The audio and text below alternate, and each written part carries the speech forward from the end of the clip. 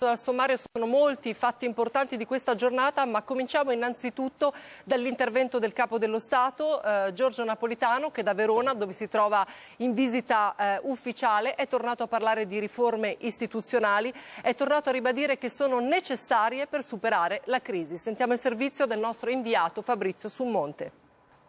Di interventi di riforma in campo sociale e economico e anche in campo istituzionale. Interventi di riforma che possiamo davvero considerare non più procrastinabili. Ieri Napolitano aveva invitato a non sprecare l'occasione di fare le riforme e oggi, sempre qui a Verona, è entrato più nei dettagli.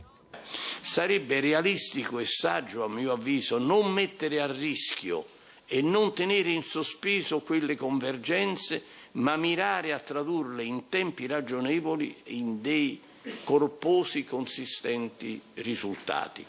Il suggerimento di Napolitano è di non mettere troppa carne al fuoco, ce n'è già abbastanza, e di completare il cantiere delle riforme già avviato, per esempio sul federalismo fiscale. Su questo c'è piena intesa con il sindaco di Verona, Tosi, e il neopresidente del Veneto, Luca Zaia, entrambi della Lega. Non c'è contraddizione, sottolinea Napolitano, fra sviluppo delle autonomie e unità della nazione. Più prudenza invece sulle modifiche alla forma di governo.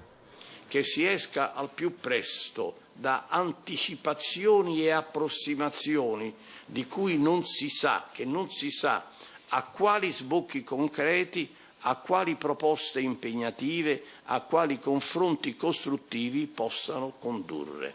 Si eviti insomma di citare modelli tipo presidenzialismo o premierato come se fossero formule magiche o la soluzione di tutti i mali. È un campo in cui le convergenze sono molto difficili, meglio dunque concentrarsi sui punti dove c'è un ampio accordo, come la fine del bicameralismo perfetto e la riduzione del numero dei parlamentari.